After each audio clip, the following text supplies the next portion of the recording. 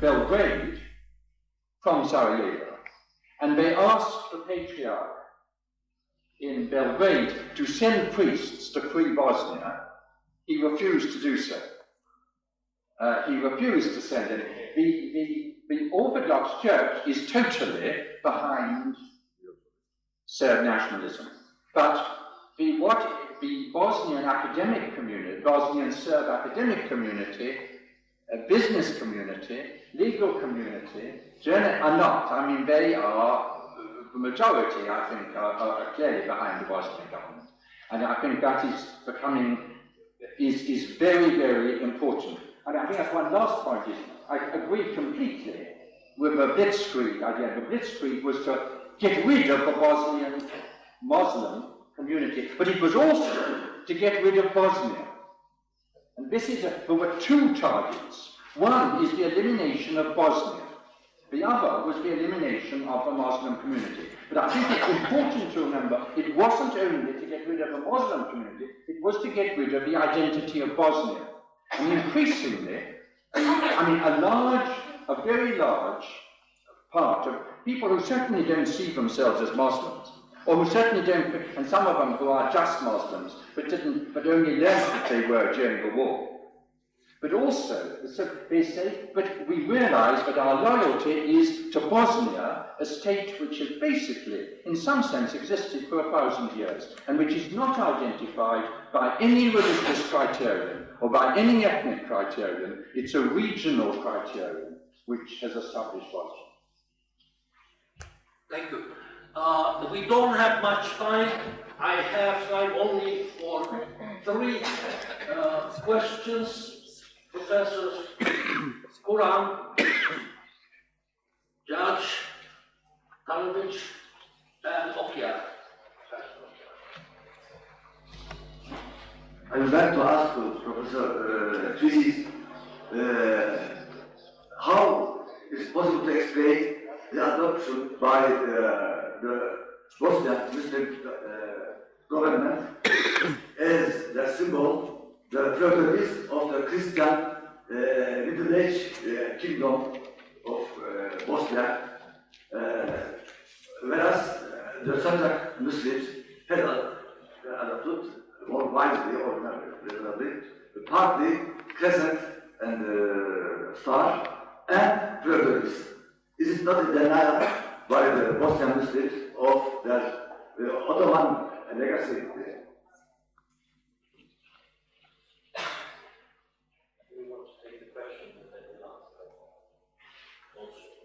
You want to answer this? A very quick answer, Professor, is it seems to me that perhaps this was, I would say, a forward-looking move, which at the moment appears to some people, perhaps at the time, very great suffering by the Muslims, as religious Muslims as well as a broader community, Bosnia to be a denial of their identity. I think that this perhaps looks forward to the time when Bosnia will be reconstituted as to stay along the lines, I think, essentially of a normal state, a normal European state, in which everybody will be equal, citizens will be equal, religion will play perhaps less of a part. Certainly, I would hope it will not be part of the public policy of the state, and then this will reaffirm the historic continuity of Bosnia, which indeed Adrian Hastings spoke so movingly about. Therefore, I think it would be, if I may appeal to any Muslim feeling which finds itself slightly pushed aside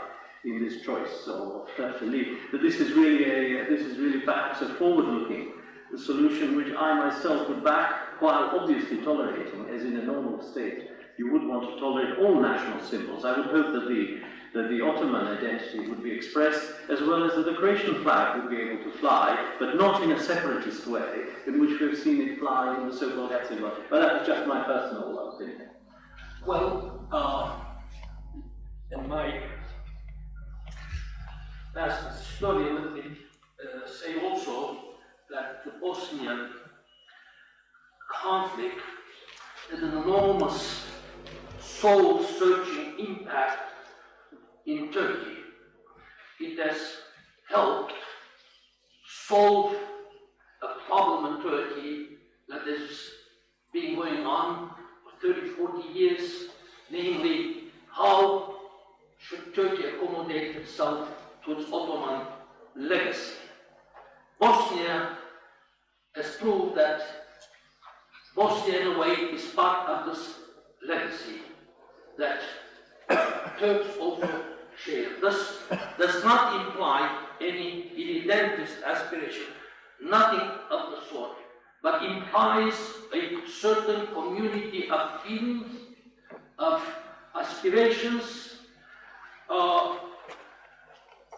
something which is important in letting Turkey's side even in a stronger fashion than it did with the cause of the Bosnian Muslims.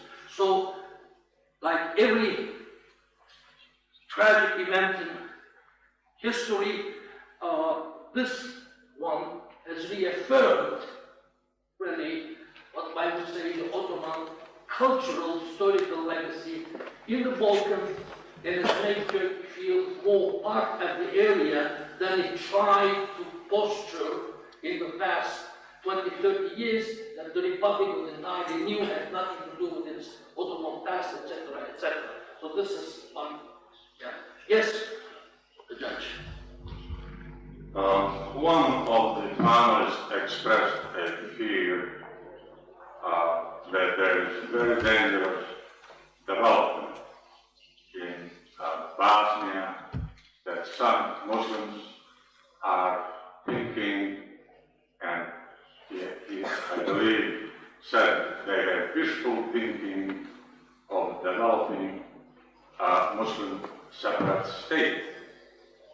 Now, as a Bosnian who is very close to the official thinking of Bosnian leadership, I must say that there is no grounds whatsoever for such fear to be expressed at this conference. But it's more important that any objective observer can see from the development, from the outset of the development of the Bosnian government and the leadership, that they want to develop multicultural, multi-religious state. They never expressed any desire to develop some separate Muslim state. And unfortunately, the European powers, with all these plans from them fallen on, they have been forcing Bosnian leaders into development exactly of this separate state. But I must say again that there is no ground that Muslims and Bosnian leadership today have any plans whatsoever to develop some separate Muslim state. Thank you. Since I was the panelist who voiced that fear, I simply have to say to Mr. Tonovic that I also said that the only cause for such a development would be precisely the despair in which I think the Bosnian Muslim community to a large extent finds itself. The situation is not pretty. The situation is absolutely terrible. And in that context, there is some movement in the direction of finding security through homogenization, a virus introduced, as we have seen, circularly. So I think that if your impression was that I was making false claims about the current developments, you should be reassured. That is not my intention. My intention is simply to point out what is a sure way to the destruction of Bosnian Muslim community. Because anything that would produce a homogeneous entity within Bosnia is simply postponing the death of that community by maybe 2 generations. It cannot be maintained. I think that, unfortunately, there are some people who have illusion that this can be maintained, and the only future for the Bosnian Muslim community is precisely multinational and multi-confessional Bosnia. Last speaker, Professor Orkian. About Serbian nationalism, the origins and the aims of Serbian nationalism, you pointed out that it started as a religious, mainly religious influenced movement until the Tito's Yugoslavia and secular, when a more secular idea of nationalism. Now Milosevic's conceptions are more secular party derived from communism, party derived from fascism, and such ideas. But isn't it possible to think that religion is still continuing to play a really important part in this Serbian nationalism? For instance, the mention of the desire to consider the Bosnians as a Slav people and not at all as a different nationality. And this reminds one of the Bulgarians' attempt to say that Bulgarian Turks did not exist, but they were only invented because of their forced conversion. This is the same attitude. And also the propaganda of the Serbs about this Muslim state being a fictional, superficial sort of creation, because it only rests on religion and nothing else, only religion. So therefore, a state which is only religious cannot have any secure and permanent basis. So it seems to me that religion still plays a tremendously great part in the Serbian nationalism. I wonder whether there are some Serbs who are thinking otherwise and who are, there seem to be people mentioning Serbs who are not thinking in the same way as Milosevic. The second point is the Bosnians' reaction. They were called unprepared.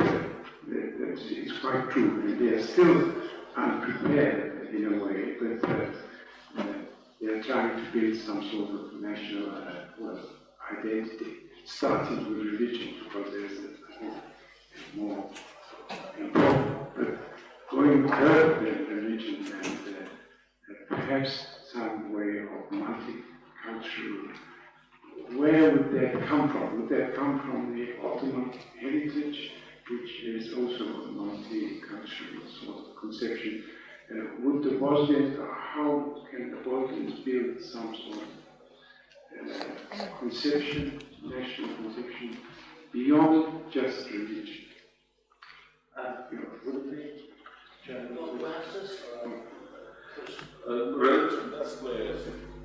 Religion does play a significant role in Serbian nationalism, and I did not mean to suggest that it disappeared as an organizing principle in the middle of 19th century.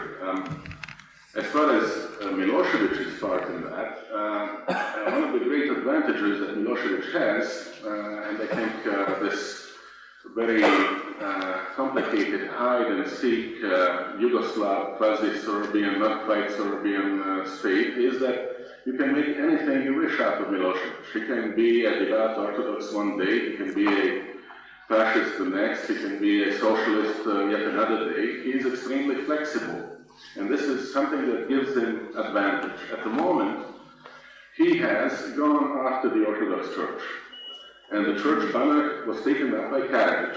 And in their internecine struggle, this has become an issue. Several months ago, Serbian church has taken a very active campaign against Milosevic, trying to delegitimize him as a communist. I don't think that these internal disputes take away from what I have said is the principal aim of Serbian nationalism, creation of a great Serbian state.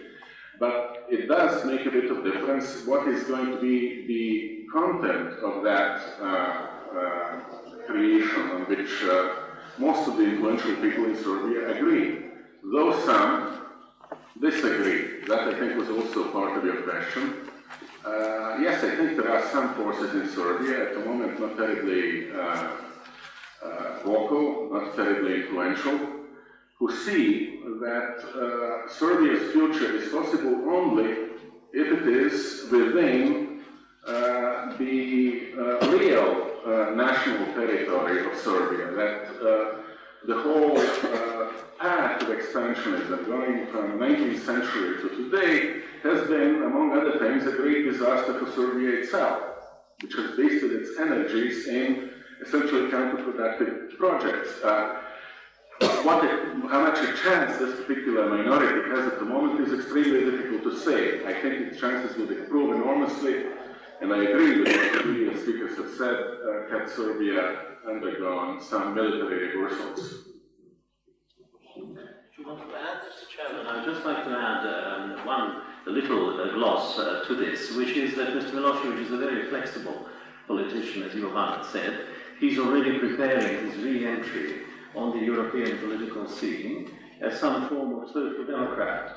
I think he's going to try and sell himself as a potential member of the Socialist International. The current moves in Serbia are very much aimed at shedding the nationalist image, which also helps explain the current playing down of the Orthodox Church. And of course, the Orthodox Church is conscious of the fact that it's playing on the nationalist pro-Karadzic card. And Milosevic, who is very much influenced by his wife, who is a very strong Marxist-Leninist still, he thinks that this would be a useful way of selling himself to those in Europe who want to receive him. Now, we must accept that there is a degree of possible collusion there. Western governments, in order to get Milosevic on their side, have also to tell their electorates, how come that within a few months, or perhaps a year, suddenly this man who was branded as a champion of the great Serbian idea, prime nationalist, war criminal, and so on, how can he now be somebody we are treating with? So Milosevic is obliged with supplying examples of his own Yugoslav. First of all, there's tremendous stress on Yugoslavia now, which is very much to the liking of some Western politicians who are seeking for a new formula for the Balkans, particularly for the former Yugoslavia. He's trying to emphasize the socialist aspect of his party, certainly, and he's very much emphasizing the European side. And you shouldn't be surprised if within a year, or perhaps less, there is an application from Belgrade Lodge with the Socialist International and some other body, which seeks membership. And Milosevic feels that this would be quite acceptable to some Western governments, which are actually seeking ways of justifying their love for him and their backing him, because they may be, of course, deluding themselves that way, through the socialist democratic orientation of Serbia, perhaps will come some sort of political change. But of course, some of us know better, that we know that this is just a chameleon-like change, which could very quickly be produced in a different form, so we could have Mr. Karadzic again. But it is an aspect of the struggle for power, for the future direction of Serbia, between the Orthodox Serbs from Bosnia, who see themselves as champions of serfdom, and Milosevic, who essentially wants his power, and who will shed, if necessary, these dependencies in Croatia and Bosnia, temporarily at least, if it suits him. This is just one last point. Professor Orjan made about Serbian nationalism. I think there is a fundamental difference between Serbian ethnic continuity, which existed throughout the Ottoman Empire, and the acquisition of that ethnic identity in national forms in the 19th century. Now, so-called Serbian National Revolution of 1804 was essentially a social uprising led by Karadzic due to the downgrade of the old land system which prevailed in Serbia at the time. The peasants were rebelling against that traditional Timar system and the introduction forms. It is only later that it acquired national forms. Even under Miloš Obrenović, who replaced Karađorđević, that nationalism, Serbian nationalism, was still much more of an ethnic identity than national. So much so that you know Miloš Obrenović captured Karađorđević, cut off his head, and sent the head to the Sultan in Istanbul to show how loyal he was to the Ottoman Empire. Speaking Serbian nationalism or changing debates and so on and so forth. Anyway, these are probably academic questions to be discussed at great length, but the reality is that today there is Serbian nationalism. Mr. Chairman, are you expecting Karađorđević's head to go to the European community? Well, it will be not beyond the limits of... We started late, finished late, 15 minutes coffee break. Thank you.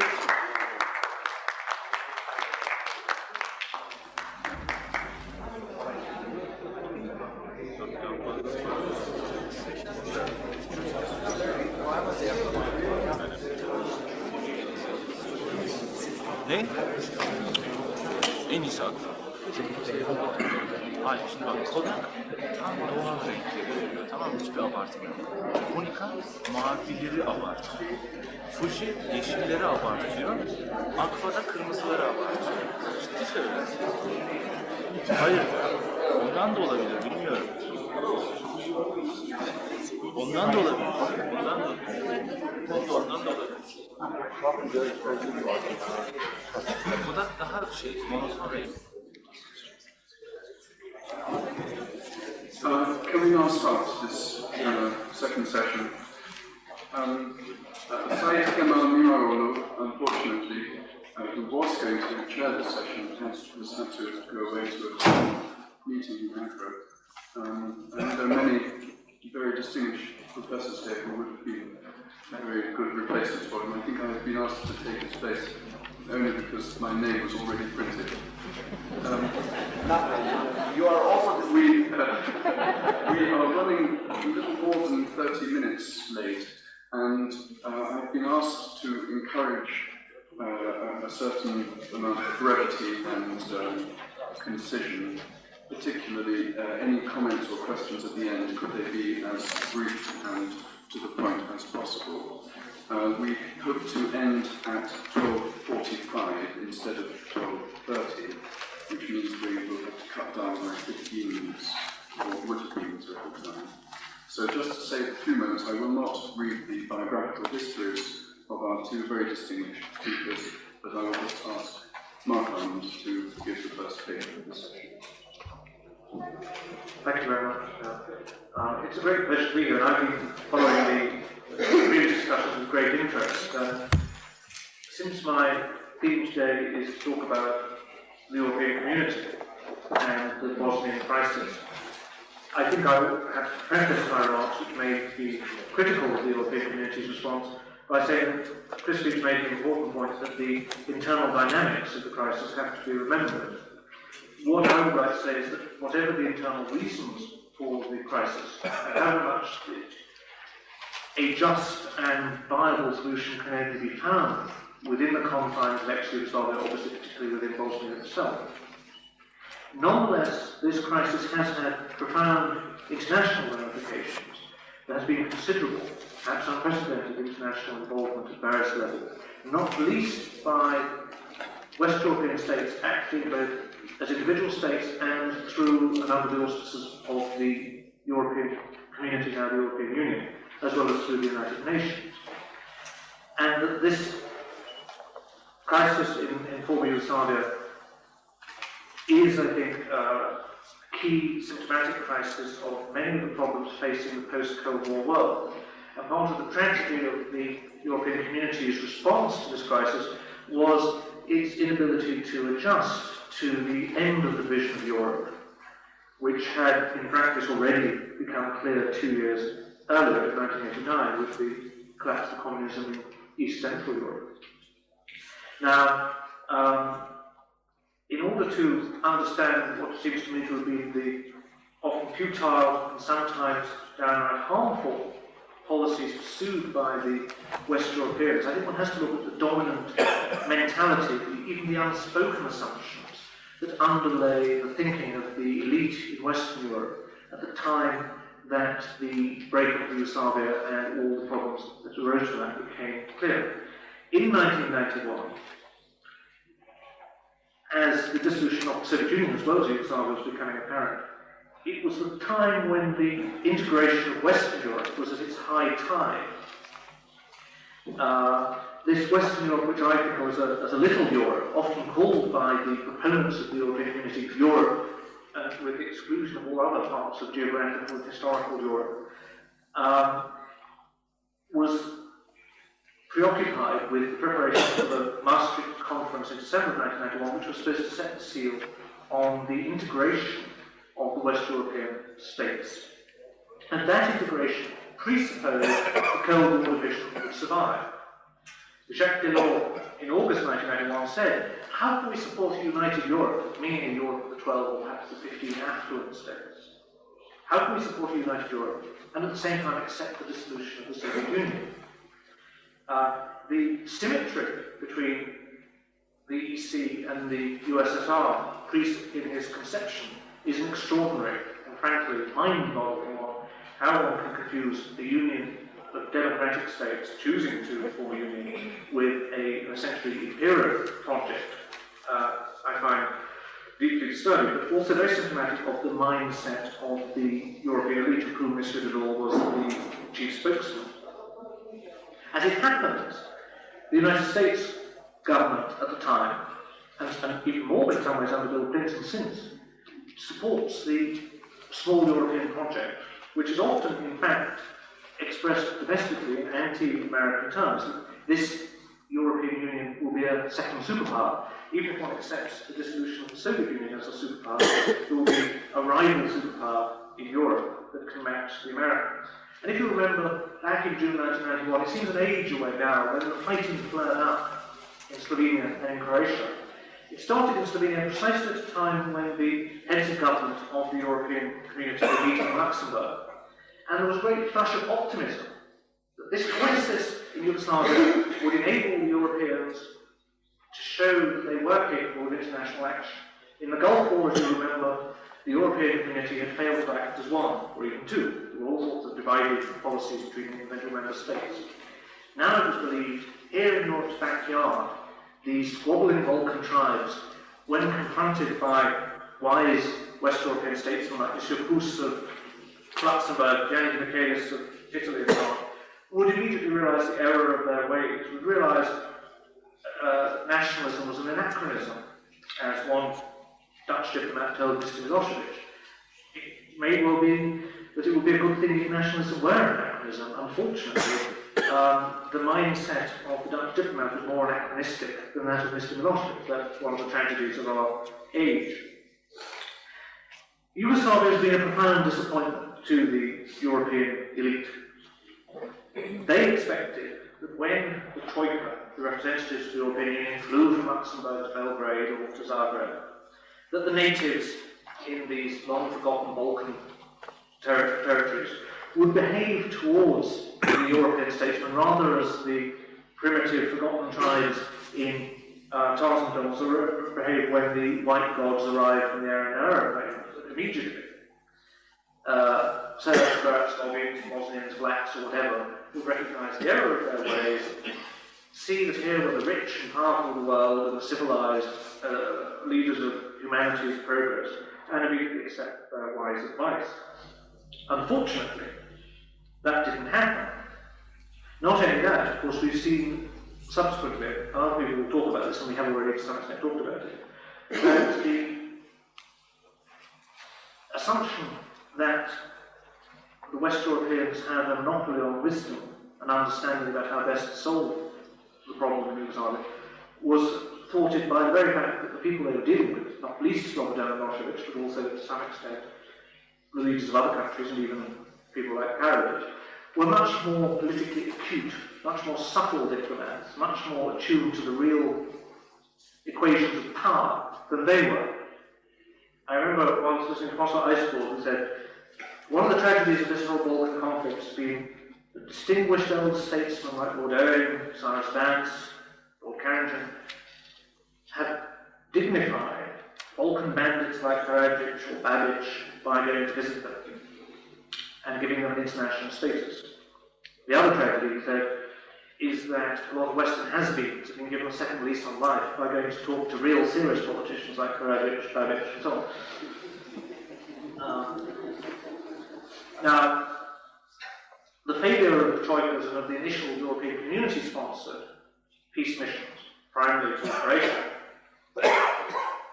led to the emergence of national policies, particularly those policies by Britain and France, which had taken away a backseat at the beginning of the crisis.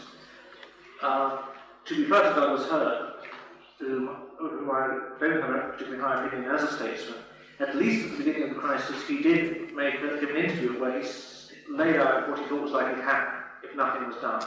He said, if this war is allowed to spread from Slovenia to Croatia, we will see nationalists manipulating violence and violent incidents in order to set village against village, people of one religion against another, a terrible war will spread with most awful atrocities. And then he concluded that's why we got to the because it's a natural process. Nonetheless, at least he saw that something unpleasant was likely to happen.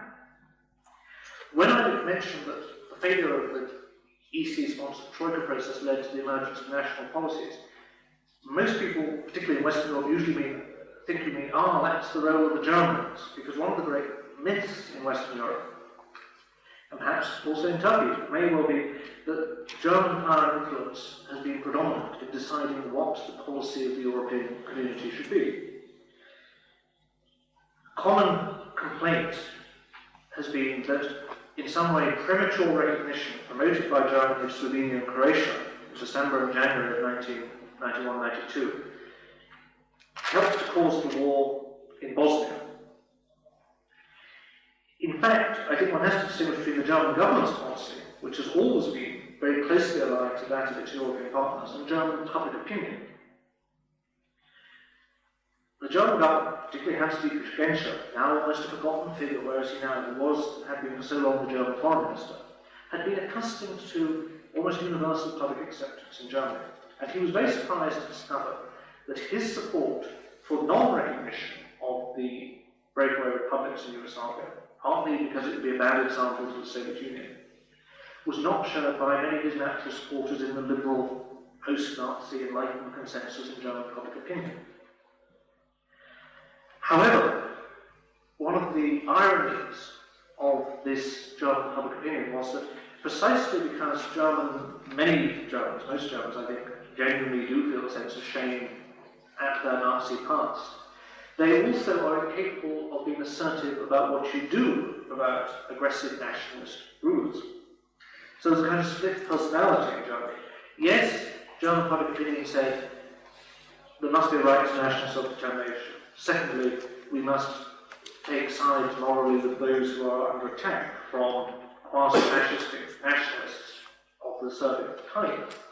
But at the same time, precisely because of Germany's past, its own militaristic and fascistic past, the Germans are the last people to be allowed to play an active role in asserting these principles of defense of endangered nations, of rights of peoples and of international law. And so German public opinion pressed Germany to do a half-hearted thing, that is to say, to recognise without taking the consequences of recognition. Reunited Germany, I think, is an economic giant, but in political and military terms, a timid giant, and will remain so at least for the foreseeable future, with immense consequences for the security of all of its allies in NATO and of Central Europe and the Balkans. In a way, it's a reflection on the decay of the self-confidence of the British and French political and diplomatic elites, that they should feel the need to justify what they see as mistaken policy on the grounds that they could do nothing else because they were pressured by the Germans. And one of the interesting, certainly not publicly spoken, attitudes in Britain, and I think in particular also France, amongst the political class which is in other ways devoted to European unity in this smaller West Europe, is their deep suspicion of Germany, and therefore by extension of anybody they conceive to be an ally of Germany or potential puppet of Germany. In private conversations with British politicians in the Conservative Party or even with diplomats, you will find this belief that in some way the Germans are too big for their boots, there are too many of them with the Austrians, they have to be hedged in. And of course, President Mitterrand famously in November 1991 said that after all Serbia had been France's ally in 2 world wars, whereas Croatia had been on the wrong side, being a Nazi-incarnate state. This assumption that in some way, although the Serbs were behaving a little bit heavy-handedly, they were perhaps in the British and French terms, natural allies, what has been quite a strong underlying assumption. By quirks of fate, certain people of Serbian origin who emigrated from Yugoslavia after the communists came to power had an unusual degree of influence, particularly in Britain. Also, certain British officers who served in the Second World War with the partisans or whatever, subject to the claim.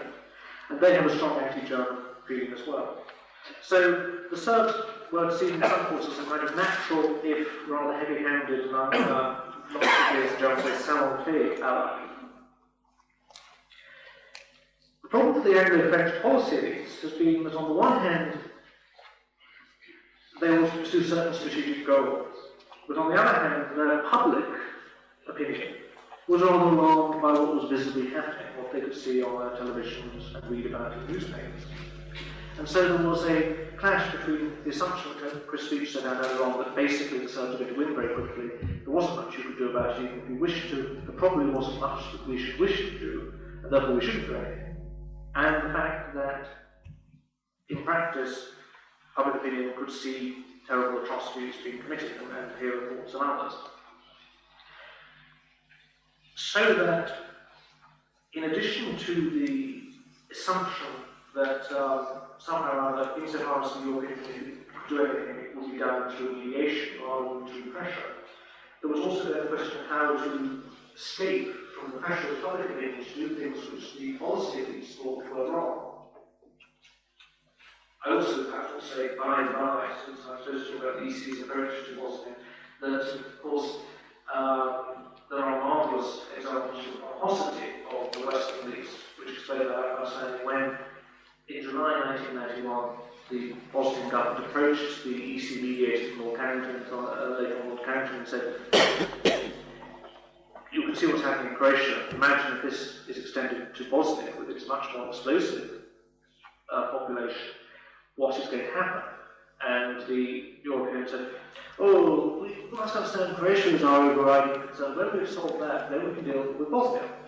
Well, of course, that's what's happened, as it were. They've dealt with Bosnia with even more of the same medicine that they applied to Croatia with even less success. What the British and French governments, I think, thought was that it would be possible to persuade the Bosnians that they had to accept defeat and to accept whatever terms could be arranged on that basis. I don't want to go too much into talking about Lord Owen's Stoltenberg's plans, because they have been referred to many times, perhaps they can come up with questions. But the key role of the British and French, of course, has been both to support the arms embargo. Now, Malcolm spoke about the misconception, the fundamental intellectual mistake of talking about control of fire. But also, how have they supported it? They supported it by a form of intervention that has been, in many ways, I believe, profoundly counterproductive. I know that to criticise humanitarian aid sounds perverse, rather like attacking the virtues of the mother or apple pie or something.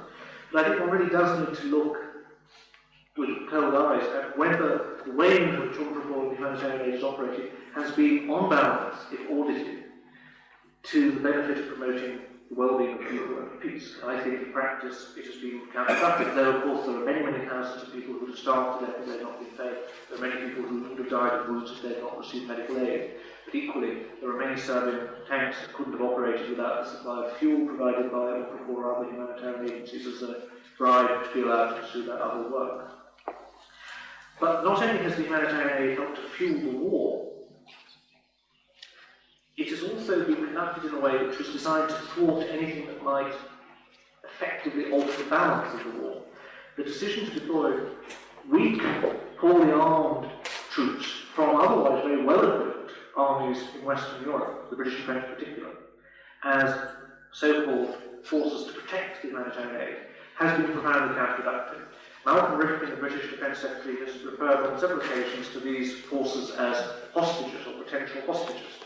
Now, you don't have to be particularly acute, you don't have to imagine that General Mladic is particularly well-versed soldier in psychological warfare to work out that if the British Minister of Defence calls his soldiers hostages, he's accepting parameters of action that basically imply he's giving you the right to act as you see fit. We've had other talks about psychology. It has to be said that there's a lot of talk about how NATO has been very well prepared psychologically for war with the Soviet Union. Well, it certainly wasn't well prepared for war psychologically with the Serbs. And when it comes to psychological warfare, the Serbs have won hands down. But this has made the whole question. Sorry, I've slowed down for the interpreter, forgive me. The whole question of raising the arms embargo has been made extremely difficult to discuss and has been thwarted for several years now, precisely by the presence of these British and French troops who act as hostages. Ironically, the Danish and Dutch contingents have been in many ways more robust, partly because they didn't have the variety of equipment that the British and French had, and so they had to deploy heavier weapons. The Danes had Leopard tanks, and so if you have a choice between shooting back or not, if you shoot back with a Leopard tank, it tends to make an impression. It's an interesting question for Western Europe why the small countries should be more robust than the large ones. Now this, I think, essentially the central policy of trying to thwart any alternative has failed for two reasons. It's proved short-sighted. First of all, Bosnia hasn't collapsed. And at the same time, the Serbs have refused to accept any of the various partition plans which don't give them their maximum demand. So the underlying assumption of the, if you like, Nisan policy has proved fallacious, mistaken. Although it has now been extended for so many years, it's very difficult to reverse. After all, let us imagine for one moment a course of action which I'm not necessarily going to recommend, that of Allied NATO intervention using air power and so on. What if it worked? What if massive Allied airstrike actually had an intimidating effect on the Serb forces, and they agreed, their political leaders agreed to make a sensible, acceptable peace from the point of view of the Bosnians and the Croats? People would turn around to the British and French governments and say, 200,000 people have died. Why couldn't you have done this in July, August of 1991, when the geostrategic situation in the world was so much more favourable, with the Soviet Union in chaos and capable of reacting? This leads me to my second point about why the Europeans have been short-sighted. The standard argument as to why the West should not do anything about Bosnia was that it didn't matter. None of our vital interests were at stake. Nobody was going to start a world war over Sarajevo. It was a tragic but essentially local condition. Suddenly in February 1994, that argument was stood on its head. When, after the limited NATO airstrikes and the imposition of the exclusion zones around the safe havens, Russian troops arrived without invitation in Sarajevo to essentially support the Serbs, make this arrangement acceptable to the Serbs. Suddenly the West European leaders began to say, far from there being no vital interest at stake, and that's why there shouldn't be any intervention or any change of policy over the arms embargo. Now it's absolutely impossible to change policy because it would lead to world war. Here I would say that I spoke to what in British terms is called the most senior source in the Foreign Office. And he said to me, look, Kozyrev told you twice that General Mladic had told him twice that if there was anything like lifting of the arms embargo, it would lead to a world war. Don't you know Mladic told Kozyrev, who told this very important source, the First World War started in Sarajevo. Now those of you who read Lewis Carroll know that what I say twice or thrice must be true. And certainly if General Mladic says it, it's doubly true. Now, this extraordinary situation, I think, is why the crisis in Bosnia is more important than simply a humanitarian and moral crisis, that is undoubtedly that as well, or simply a profound local, if you like, Yugoslav or Balkan crisis.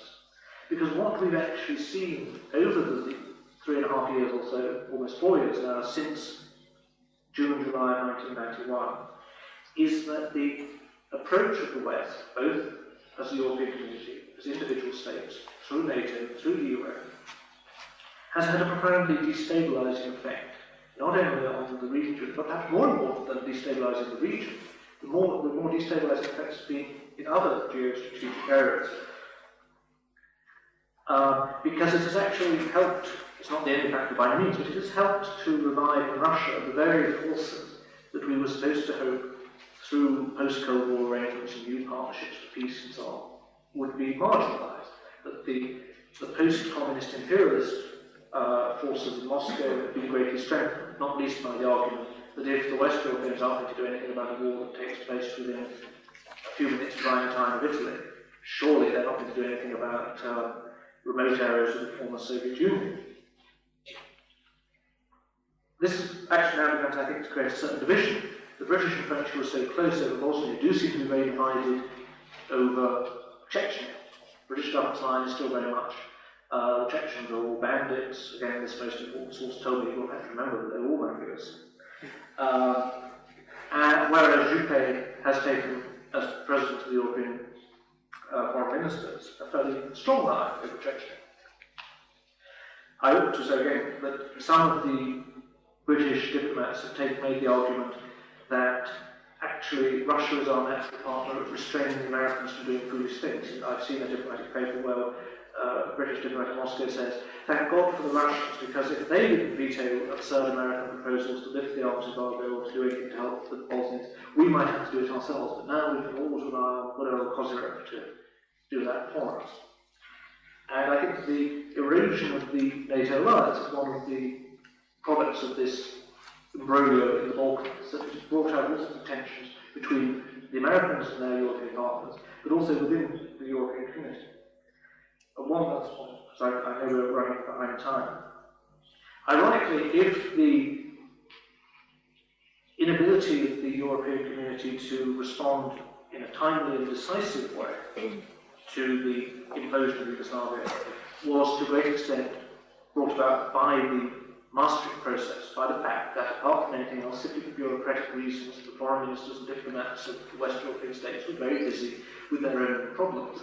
It was very difficult to take them off the tram lines leading to this conference and say you must spend more time on what's going on in the Balkans, an area with which they had very little contact in the past. Now, of course, we have in 1996 the revising conference, Maastricht II as it's called, and increasingly over the next few months, the political establishments in Western Europe will again become focused upon this question on their internal debates and arguments, and they will ignore, I'm afraid, not only what's happening in Bosnia and the Balkans, but they will ignore what's happening further east and probably further south as well. So, from the point of view of the European community, the effects of the Bosnian crisis have been in a way to reinforce the inward-looking, little European approach, even if at the same time it has, I think, had the salutary effect of persuading them that they're not going to have superpower status. The tragedy of the situation is that in the absence of a strong European community or a strong NATO, both of which have been damaged, and I'm sure the public credibility of NATO in Turkey is not exactly at its highest at the moment because of the response of the Europeans to Bosnia and perhaps to Chechnya as well. The undermining of the various security architectures of the West, and also now of the integration architectures, will, I think, contribute to the destabilisation of Europe as a whole and also of the neighbouring regions. And this is an additional tragedy on top of the actual daily tragedy that is going on in former Yugoslavia. Thank you very much.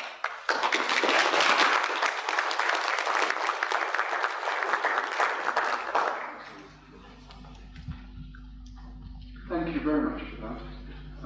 And now straight away we pass on to Professor Kara Osmanoğlu, who's going to speak about UN-NATO cooperation in the former Yugoslavia.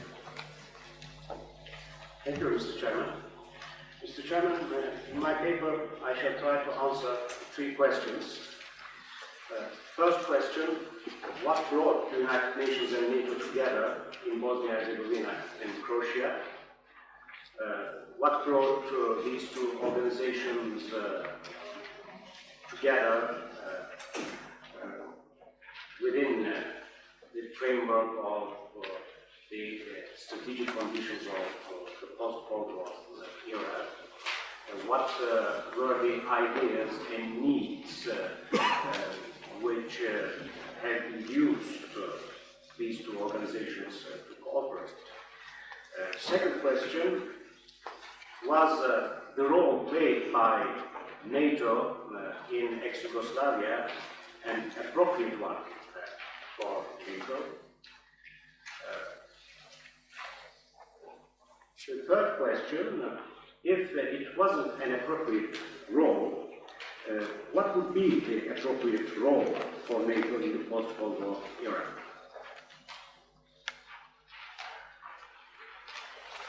After the Cold War, Western policymakers, in their efforts to create a new world order, rejected balance of power politics as an instrument of power management, and almost exclusively relied on international institutions.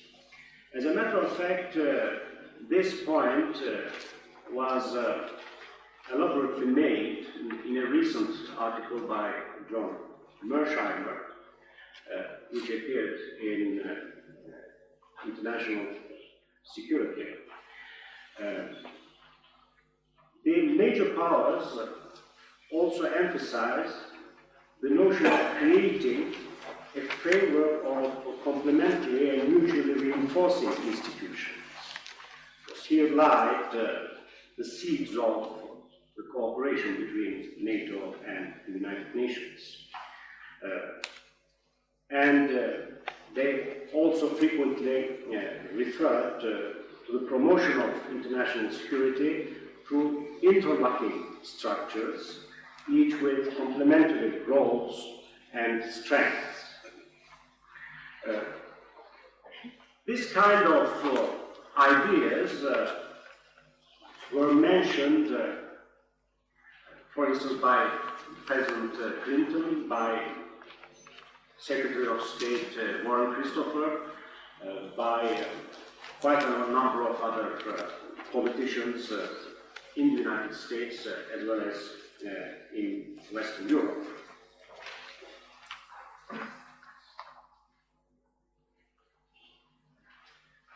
Now I would like to say a few words about more specific reasons for the cooperation between the United Nations and NATO. First, NATO. We may observe in NATO practice two important changes in the post-Cold War era. One fundamental change was that NATO's center of gravity has begun to shift from Central Europe to the southern region. And within NATO, the members as well as international functionaries began to underline more and more the growing significance, strategic significance of what they used to call out of area, that's to say the peripheral areas to NATO's area of responsibility. Secondly, they began increasingly to underline the growing significance of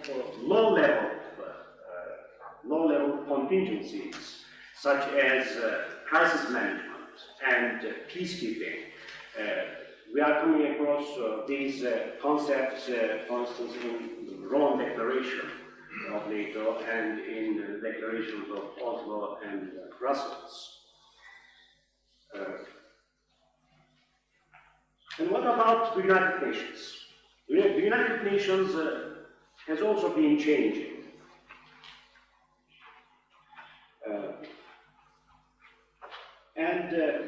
the most important changes took place in the concept of peacekeeping.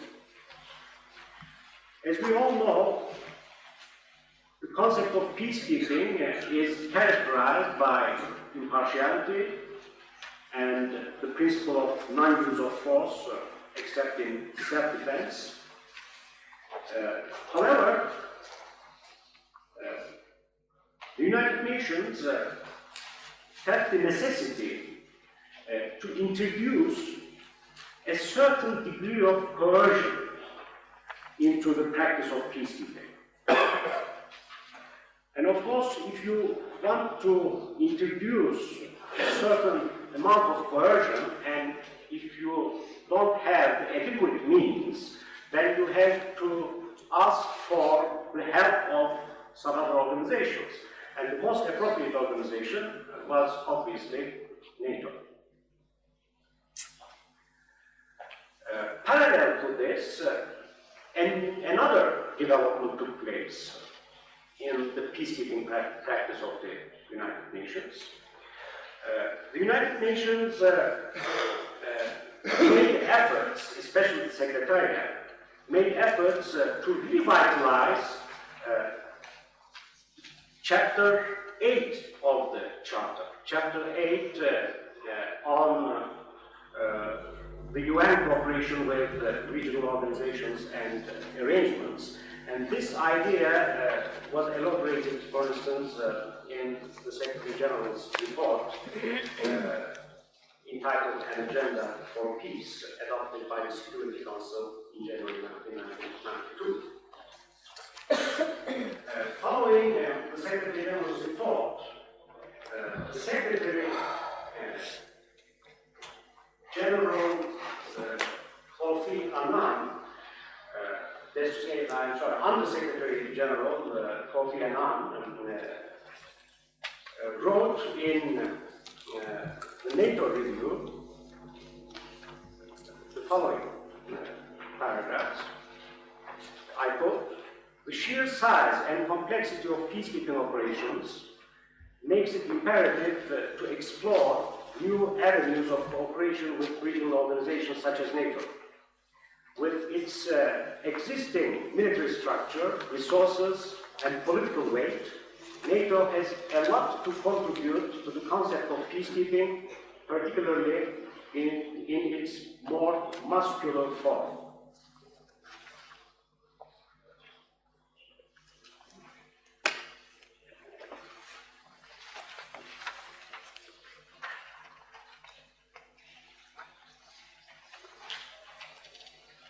So these kind of developments in both organizations brought these two international institutions together to cooperate in Bosnia and Herzegovina and Croatia. And when the United Nations Security Council asked for assistance from the individual states and regional organizations on the basis of Chapter 8 of the Charter in its various resolutions, NATO readily accepted this and went to assist the United Nations in its peacekeeping operation. Though the peacekeeping operation in Yugoslavia was somewhat different from peacekeeping operations in its classical sense. It was a peacekeeping operation which had a certain amount of coercion. And the main coercive instrument of the United Nations in ex-Yugoslavia was NATO. NATO has participated in UN peacekeeping in the former Yugoslavia in various ways. First of all, NATO has provided the majority of the command and staff structure of the armed force from core elements of Northern Army Group. This implied that the basic military doctrine, procedures, and command and control arrangements on the very, very low level, of course, were borrowed from NATO. NATO's involvement in the Yugoslav crisis also consisted of the monitoring operations over the Adriatic air exclusion zone and over the border between Hungary and Serbia, and also NATO had the function to impose the air exclusion zone as well as arms embargo and the sanctions in the Adriatic. And also NATO participated in unforced operations with its early warning system.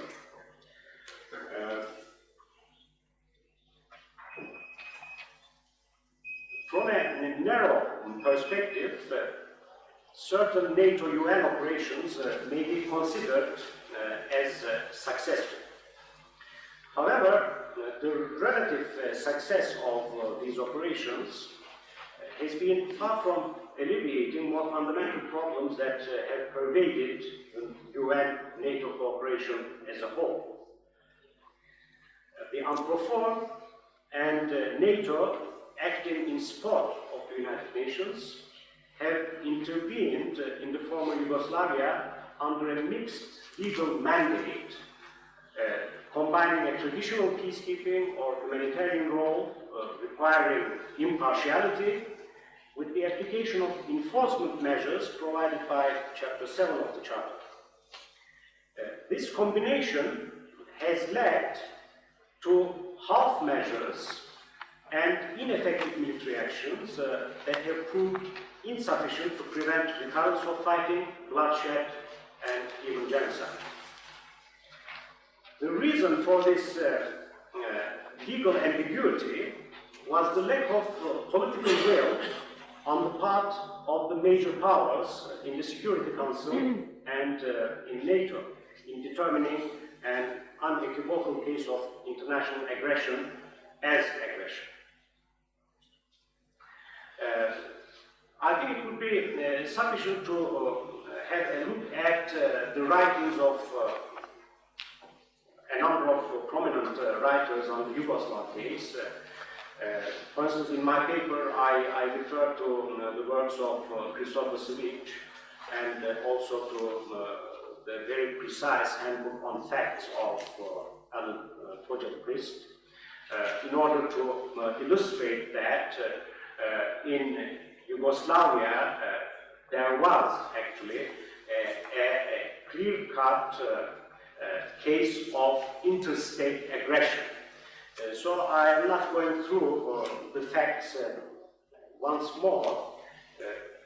I just underline that there was a case of interstate aggression. Of course, the conflict had also had ethnic and religious aspects, but as far as the UN and NATO intervention is concerned, the interstate aggression aspect is extremely important, I believe, because the United Nations Security Council took the decision of arms embargo, and NATO was given the task of imposing the arms embargo in the Adriatic. As we all know, the embargo punished the victim and rewarded the aggressor. By maintaining the arms embargo on all of former Yugoslavia, the Security Council effectively granted a monopoly on heavy weapons to the Federal Republic of Yugoslavia. NATO's imposition of arms embargo against Croatia and Bosnia in the Adriatic was in contradiction with its principal purpose, that's to say with NATO's principal purpose, which is collective self-defense in terms of Article 51 of the Charter. This contradiction raised a question of legitimacy, because by imposing such an embargo on the victim of an aggression, NATO was betraying its own purpose and undermining its raison d'être.